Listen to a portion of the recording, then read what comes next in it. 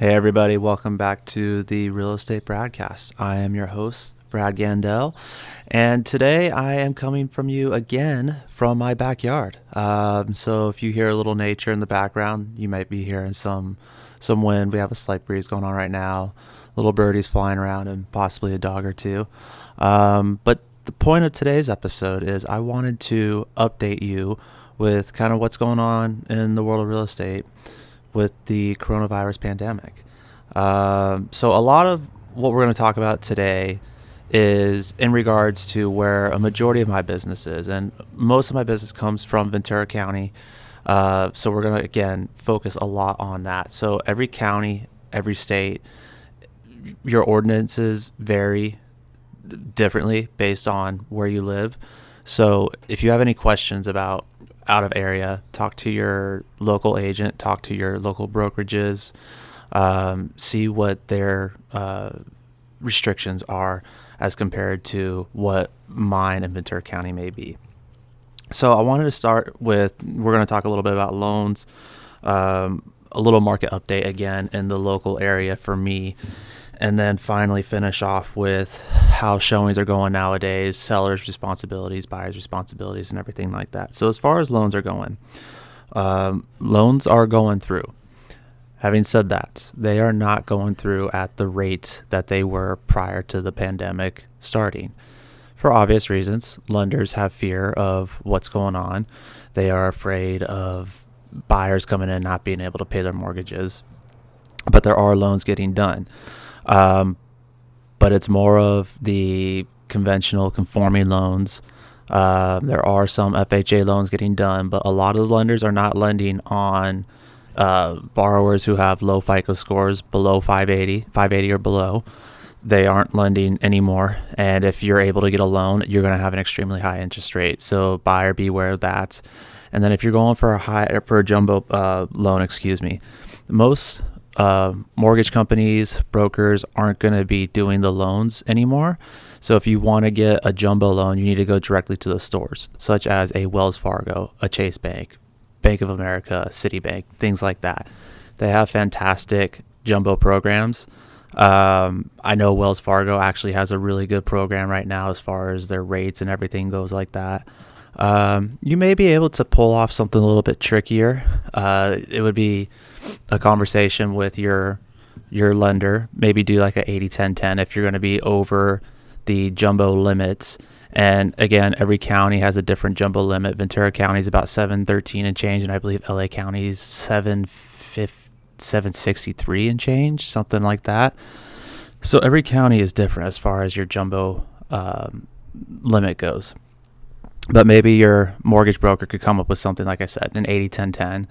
And the first part, say you're borrowing in Ventura County $700,000, and you need to borrow a second. You could get a second equity line of credit, and you could pay it off that way. So that's kind of what's going on in the world of the lending industry. Again, it's really slowed down, and even if you are getting loans through, actually I'm going through with one right now. The appraiser isn't even going in the house. They're just going to the outside. It's a conventional loan. It has a lot down.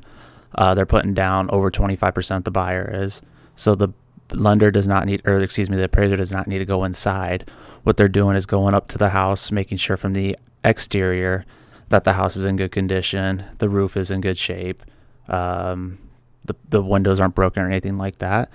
And then they're going, doing their appraisal that way. And then they go based on the photos from what they see from the MLS.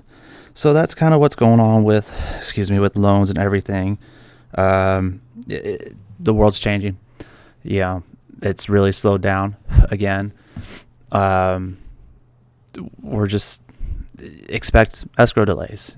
Lenders aren't able to get a whole lot through right now. You have underwriters who are getting either laid off or they're having to work out of their home.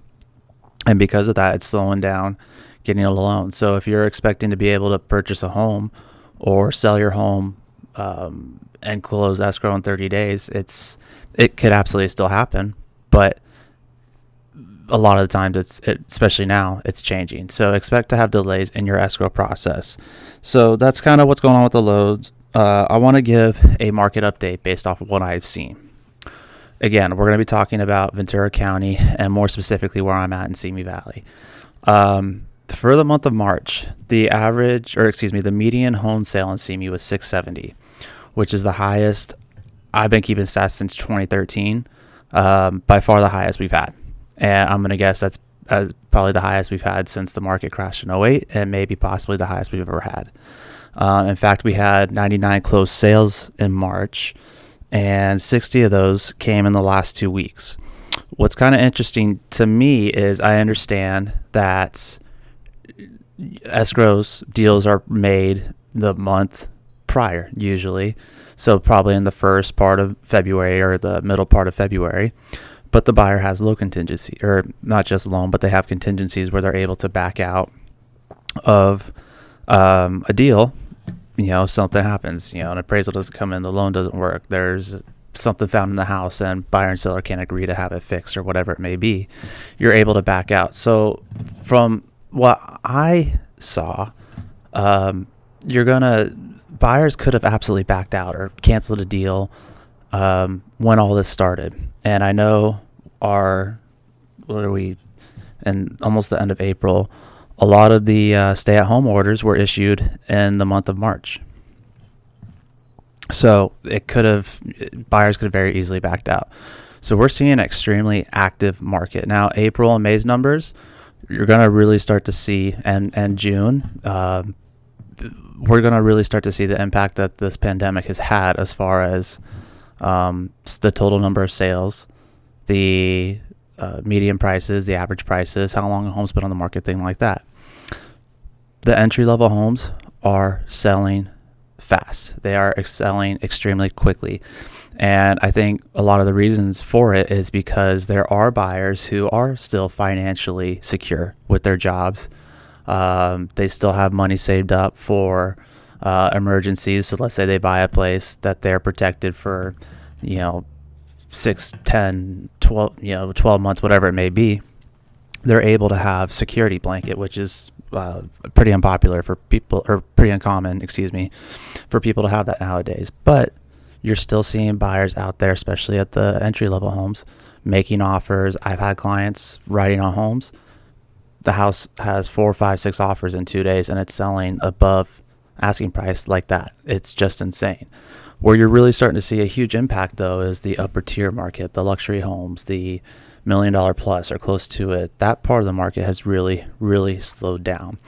So if you're thinking about making a move up and you, again, are able to do it, you have the security, it's a great time to consider moving on up. You may be able to get a good deal on a home, compared to what you could have been a few months ago. A lot of you may or may not know, my dad's been selling real estate for 40 years this year. And he's having clients that have, $1 million plus properties. They're having to sell for less than what it could have been a couple months ago. And they understand the situation. And a lot of those sellers are also, they're in a need to sell. So if you're finding a seller who's up in that market that's a need to sell, you may be in for a good deal, a very good buy. So definitely keep that in mind if you're looking to make a move on up in the world, into a bigger home and things like that. So that's kind of what I've been seeing, again, in my local area. Every place is different. I know you hear a lot about how the national statistics, but real estate, again, it's a micro. You got to look at it at a micro level. You can't compare it to the macro stuff, because some parts may be affected and other parts may be worse off than what you hear in other places. So that's kind of what's going on with the market update. So CAR has come out with a bunch, CAR, California Association of Realtors, has come out with a bunch of forms for buyers, sellers, agents, and brokerages to sign before they see property. So what I want to get into is a little bit about buyer and seller responsibility and how to protect yourself when seeing or showing your home. So one of the new forms that CAR came out with is called a PEAD, a PED. And what it is, it's saying buyer and agents need to sign it, agreeing to waive all liabilities and rights in order to go see a property. And that has to be submitted to the listing agent and acknowledged by the seller before they could go see the house.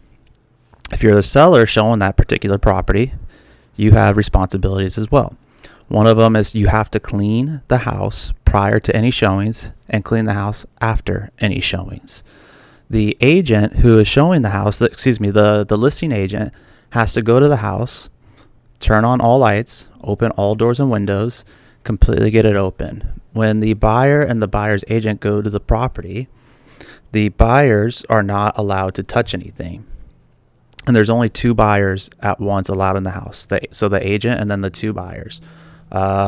Unfortunately, if you want family to see it, they can't see it at the time. It's only the buyers, and they have to be pre-approved as well to go see the property. They just can't go see it and decide, oh, we want to hold off, anything like that.